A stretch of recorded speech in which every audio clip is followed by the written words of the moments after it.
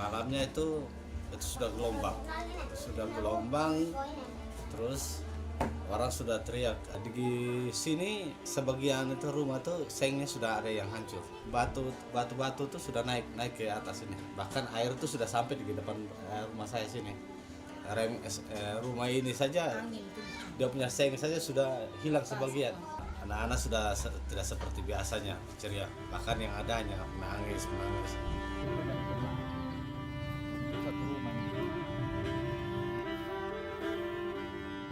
Atap memang terlepas semua. Ini kan goncangan pertama itu kan rumah atapnya terlepas semua, termasuk plafon rubuh semua karena air sudah masuk. Anak-anak trauma. Kadang kan kita tengah malam kalau hujan itu kan biasa saja juga anak-anak tidak bisa tidur.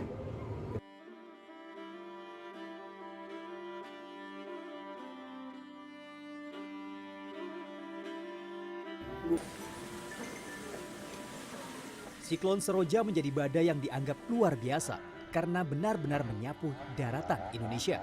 Bahkan mata badai siklon ini sempat melintasi daratan sehingga menyebabkan korban yang luar biasa.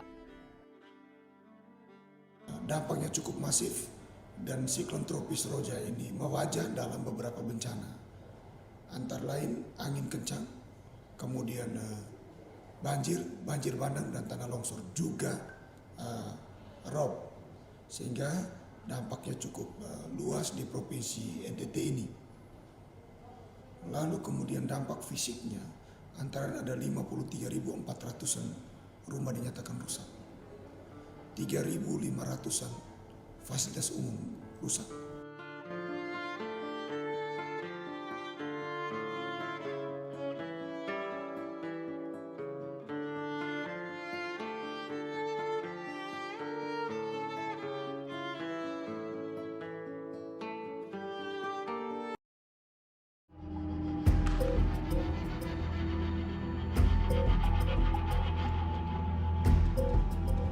Persoalan pengelolaan sampah masih menjadi masalah pelik bagi Indonesia. Sampah hanya dikumpulkan menjadi satu, kemudian berakhir pada tempat pembuangan akhir. Akan tetapi, timbunan sampah yang menggunung di lokasi tempat pembuangan akhir ini memiliki dampak buruk bagi kesehatan manusia, juga kelestarian lingkungan.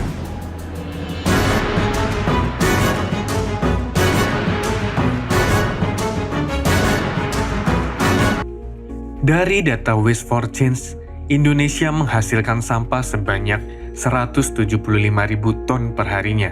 Akan tetapi, dari banyaknya sampah ini, hanya 7,5% saja yang mampu didaur ulang dan dijadikan kompos.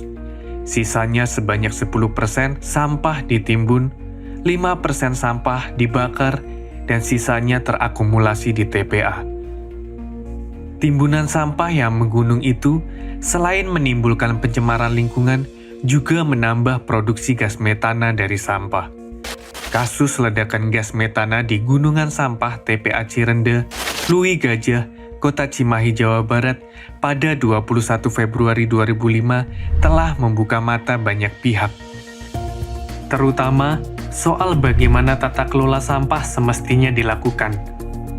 Bukan saja karena telah memicu terjadinya longsor di Kampung Cilimus dan Kampung Pojok, ledakan metana itu juga mengakibatkan 157 orang kehilangan nyawa. Mereka umumnya adalah para warga, tak sedikit dari mereka berprofesi sebagai pemulung.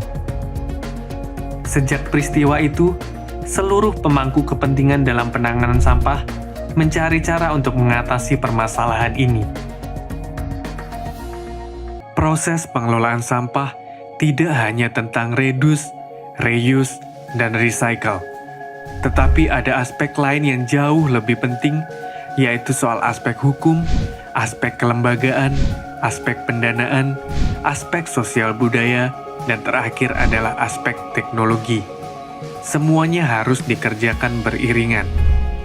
Permasalahan mengenai sampah adalah masalah nasional, sehingga dalam pengelolaannya harus dilakukan secara komprehensif. Pemecahan masalah mengenai pengelolaan sampah memerlukan kerjasama dari berbagai stakeholder, mulai dari pemerintah, produsen produk atau dunia usaha, sampai ke masyarakat umum.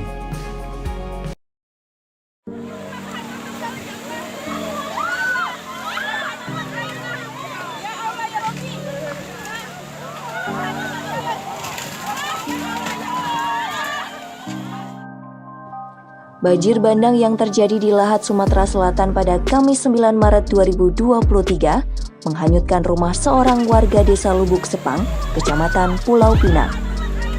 Meningkatnya intensitas hujan yang melanda sejumlah kabupaten di Jambi mengalami bencana banjir dan longsor. 4 kabupaten yang terdampak yakni Kabupaten Bungo, Sarulangun, Merangin, dan Kabupaten Kerinci.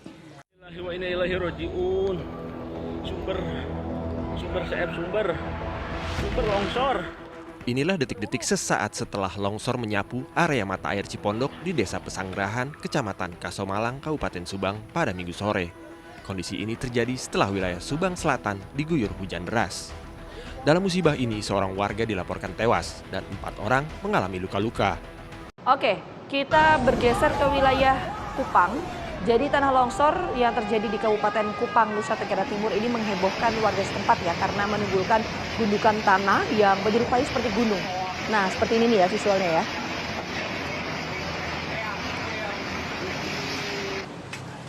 Ya, peristiwa gundukan tanah tersebut disebut gunung pindah oleh warga. Bencana longsor ini mengakibatkan putusnya jalur Trans Timur yang menghubungkan Kupang dan juga Timor Leste.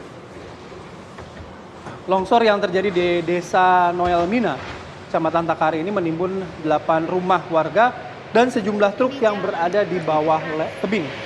Beruntung tidak ada korban jiwa akibat peristiwa ini.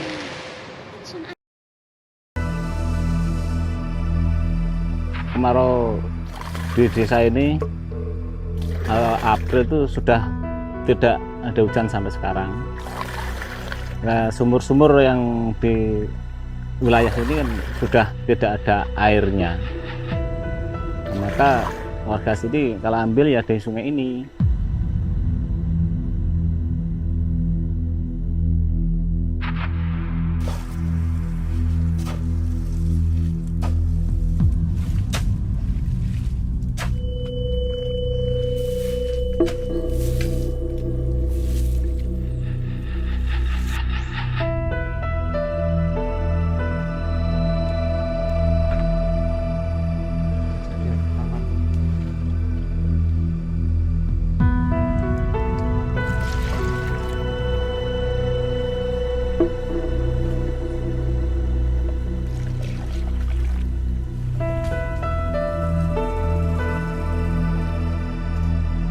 Nah, tanaman-tanaman di sini yang untuk jagung itu sudah sama alum.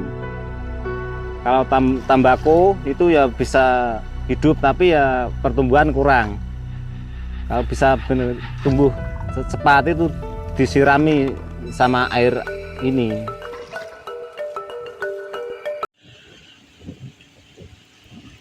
Sebagian wilayah Nusa Tenggara Timur kini mulai memasuki puncak musim kemarau panjang. BMKG Kupang mencatat 12 kabupaten berstatus awas kekeringan ekstrim.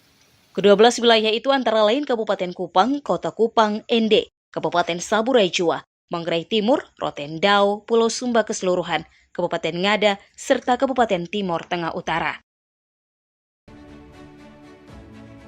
Hutan di wilayah Kuburaya dan Ketapang, Kalimantan Barat terbakar. Luasnya lahan yang terbakar membuat tim pemadam kesulitan menjinakkan api.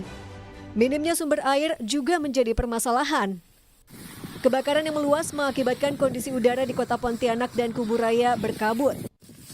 Hingga hari ini sudah lebih dari puluhan hektar lahan yang terbakar, baik Kuburaya maupun Ketapang. Selain berupaya memadamkan titik api, kepolisian juga melakukan penangkapan bagi pelaku pembakaran lahan.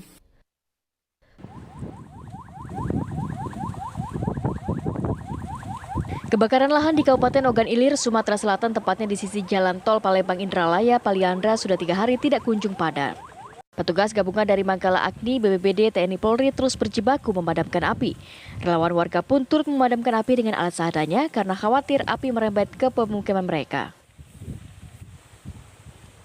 Kebakaran yang terjadi di Kecamatan Indralaya Timur merupakan rentetan dari kebakaran yang terjadi di Kecamatan Pemulatan Barat. Titik kebakaran tidak jauh dari lokasi jalan tol sehingga api juga kabut asap mengganggu aktivitas kendaraan yang melintas di ruas jalan tol Palembang Indralaya. Beginilah kondisi Jakarta sejak beberapa bulan lalu. Polusi udara nampak menyelimuti langit ibu kota yang berdampak buruk bagi kesehatan jutaan warga Jakarta dan sekitarnya. Angka pencemaran di atas 151 dapat menyebabkan gangguan kesehatan bagi setiap orang, terutama bagi mereka yang memiliki masalah pernafasan seperti asma dan anak-anak yang disarankan untuk tidak berada di luar ruangan untuk waktu yang lama. Beginilah kondisi Sungai Cilengsi. Selain airnya berwarna hitam dan berbau, permukaan sungai juga dipenuhi busa yang diduga bekas pembuangan limbah pabrik. Tidak hanya itu, ribuan ekor ikan ditemukan mati mengambang di tepi sungai. Buruknya kondisi Sungai Cilengsi dikhawatirkan bakal berdampak bagi warga yang tinggal di Bekasi. Sebab air aliran Sungai Cilengsi juga mengalir ke arah Kali Cikeas dan Kali Bekasi. Aktivis lingkungan mendesak pemerintah menindak pabrik yang membuang limbah ke sungai.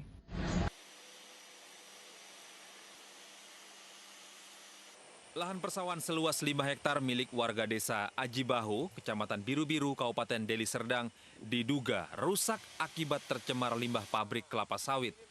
Berbagai upaya protes sudah dilakukan, mulai dari meminta pertanggungjawaban dari pihak pabrik hingga melaporkan persoalan ini ke kepala desa setempat. Namun sayang, upaya mereka belum mendapatkan respon yang positif. Bahkan, pihak kepala desa setempat terkesan acuh terhadap permasalahan ini.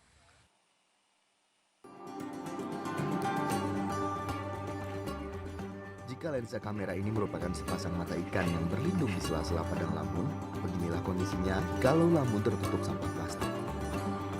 Di kedalaman 1-2 meter, sulit menemukan ikan yang sudi mampir ke sini. Ini sampah plastik yang mengambang di perairan dangkal terperangkap padang lamun. Bagaimana dengan yang sudah mengendap? Kebanyakan lamun mulai mati karena tertutup sampah plastik dan tidak mendapatkan sinar matahari. Beberapa ikan berpencar mencari lamun yang masih sehat. Tetapi jangan senang dulu, masih ada sampah yang tercecer. Dan beginilah jika manusia berenang di antara lamun yang sekarat dan sampah plastik.